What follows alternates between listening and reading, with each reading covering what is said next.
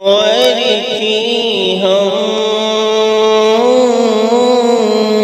दो सना में न उतर जाना कल। सवाल इनका ये है कि फ़जर के अंदर बहुत सारे लोग देर से पहुंचते हैं। जब इमाम साहब के सलाम पूरा करने के बाद ये अपनी नमाज़ पढ़ने के लिए खड़े होते हैं तो इमाम साहब दुआ करने लगते हैं और ये शख्स सलाम फेरने के बाद अपनी तस्बीह पूरी कर रहा होता है और इमाम साहब दुआ में मशगूल होते हैं।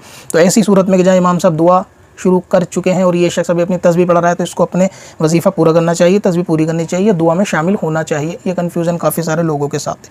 तो इस सूरत में डिपेंड करता है कि आप जो तस्बीह पढ़ रहे हैं उसका हुक्म क्या है।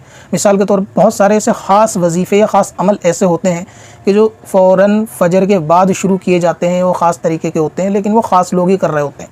अगर आपका मामला ऐसा है कि कोई ऐसा ख़ास वजीफ़ा नहीं है, सिर्फ़ ये कि या कवियू पढ़ना है आपको या दूसरी चीज़ें 33 बार 34 बार छोटी छोटी पढ़नी है और उसमें कोई ऐसी कैद नहीं है कि सलाम फेरने के बाद ही शुरू होना चाहिए, अगर ऐसी उस वजीफ़े में कैद नहीं है तो बेहतर ये है कि इमाम की दुआ में शामिल हुआ जाए। यानी इमाम और मुसलमान जब दुआ कर रहे हों तो उस वक्त दुआ में शामिल होना चाहिए और दुआ के बाद उन वजीफ़ों को पूरा करना चाहिए। तो अगर कोई शख्स जो फ़जर की नमाज़ में या दीगर नमाज़ में बाद में पहुँचा और जब तक उसने अपनी नमाज़ एक रकात जो बची थी पूरी करी और उसके बाद इमाम साहब दुआ में है तो वो भी सलाम फेर के पहले इमाम साहब की दुआ में शामिल हो जाए। दुआ में शामिल होना ज़्यादा बेहतर है अपने वजीफ़ा पूरा करने से, और जब दुआ ख़त्म हो तो बाद में अपना वजीफ़ा पूरा कर सकता है। जान सैयद सआदत है।